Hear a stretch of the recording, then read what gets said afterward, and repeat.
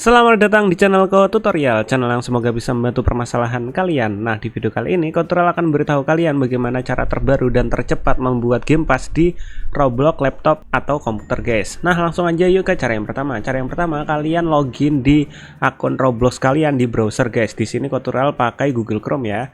Setelah itu kalian langsung buka Roblox, kalian klik di bagian create, atas ini. Nah, jika sudah, kalian klik di bagian manage experience. Nah, setelah itu kalian akan diarahkan ke sini. Nah, setelah itu kalian klik di bagian titik 3 yang ada gambar yang ada di sini. Setelah itu kalian pilih create band deck. Nah, di sini kalian nggak perlu buat bed G, guys, atau beda G itu nggak perlu. Kalian langsung aja klik di bagian associate item. Nah, di bagian associate item sini kalian klik di bagian passes. Nah, jika sudah, kalian tinggal buat game pass yang kalian inginkan dengan cara kalian klik create pass. Kalian upload foto yang ada di laptop atau komputer kalian. Setelah itu kalian ganti namanya.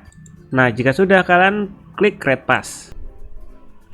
Nah, jika sudah ada tulisannya seperti ini offsale dan ada di sini di samping kiri sini, kalian klik untuk memberi harga pada game pass tersebut.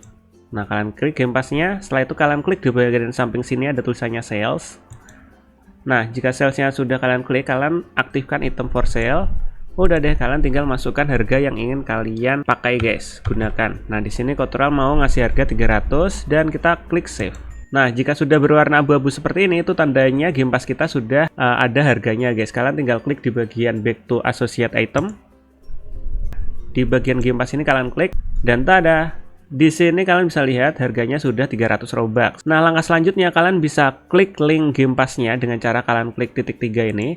Setelah itu kalian copy URL. Setelah itu kalian tinggal share link tersebut ke penjual Robux atau teman kalian, guys. Nah, misalnya di sini Tutorial mau klik linknya. Nanti tampilannya bakalan seperti ini, guys. Harga 300 Robux dan lain-lain.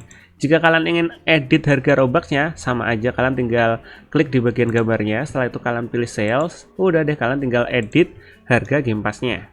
Nah, misalnya 30, kalian save change. Terusan kalian kembali ke bagian back to associate item, game pass.